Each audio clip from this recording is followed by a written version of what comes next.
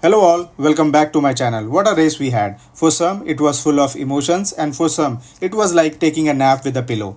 Though this was a bit of a boring race with only 4 overtakes, as I said in my last video, a red flag or safety car could ignite the race. Crash between Magnussen, Perez and Nico Hülkenberg created an early thrill. Lucky day for Carlos Sainz. Without a red flag, he could have ended his race. What was your favorite part of the race? Let me know in the comment section below. Let's discuss which team gained and who were the losers at Monaco GP. Starting with the reigning world champions, Red Bull, a day to forget for Christian Horner, Max Verstappen and Sergio Perez. Prior arriving to Monaco GP, Dr. Helmut Marko informed about the consequences of the unfavorable track.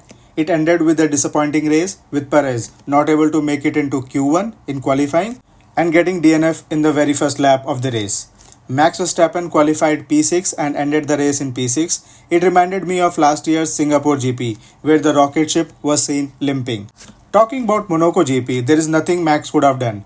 Or if he could have started the race after red flag in hard tires, he could have overtaken the George Russell in Mercedes, which was running in medium tires. He didn't have the choice of taking the hard tires because Max Verstappen, along with Mercedes, were the team who started the race in medium tires. Considering the point Red Bull lost here result in reduced gap in the points tally. With Ferrari, Red Bulls are the losers here.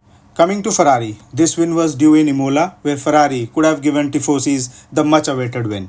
The last time Monegasque won the race was in 2022 Austrian GP. It had been a long time since he had won the race in F1.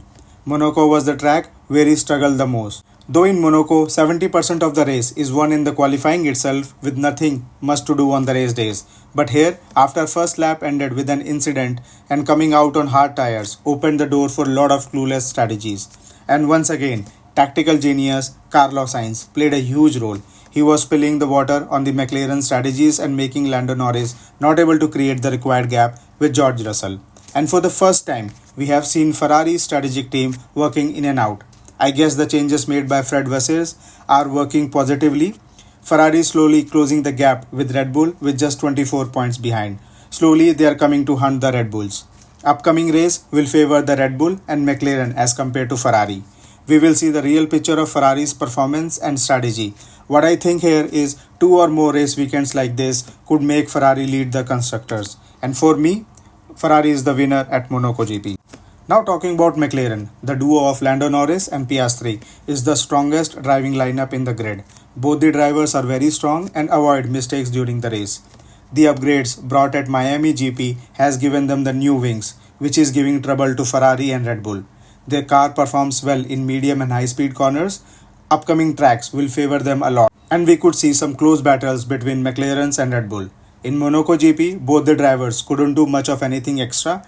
The strategy which they were about to play was overshadowed by Carlos Sainz's driving techniques. All in all, a strong race from McLaren, strong points earned today as well. It was a great day for Williams, securing first F1 points of the season. Once upon a time, this was the team which came into race weekend without any spare chassis and now securing the first F1 points. The trust shown by James Vowles in Alex Albon is paying the dividend. Let's see what's next for Williams in Canada GP. At Miami GP, Ocon secured the first points for the team. And here at Monaco GP, Pierre Gasly secured the points for the team, ending at P10. Although this race could have ended in the first lap itself, where Ocon crash landed on him and ended up destroying his race. Team principal Bruno Femen was not happy with the Ocon's move and said he will face the severe consequences. Later in the post-qualifying interview, we saw Ocon admitting his mistake and apologizing to his team. Biggest losers were the Aston Martins here. Both the drivers were not able to finish within P10, Alonso ending at P11 and Stroll ending in P14. Ahead of Monaco GP, team said that they have crucial data which would help them in Monaco GP, but I don't know where that crucial data went. Valtteri and Zhou both ending at P13 and P16 respectively. Now, Zhou, Bottas and Logan are the only drivers who have not earned any points so far in the season. Sauber is the team which is still at 0 points. One of the worst nightmares for Nico Hülkenberg, who was the passenger in accident caused by Magnussen. Although Magnussen didn't get any penalty, he is increasing the repair cost of the team. And we have also learned that team is not getting any fresh investment from Gene Haas. Every race weekend, they are throwing away the points. Let's see what action the team will take against Magnussen's driving style. Last but not the least, what a drive by Russell.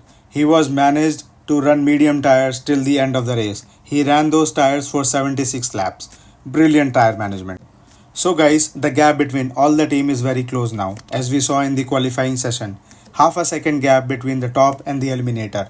We have completed 8 races till now and still plenty to go. Lot of upgrades are coming. This season will be historical. Let me know your views on this. Guys, that's all for today and see you all in my next video. Until then, like, share, subscribe. Take care. Bye.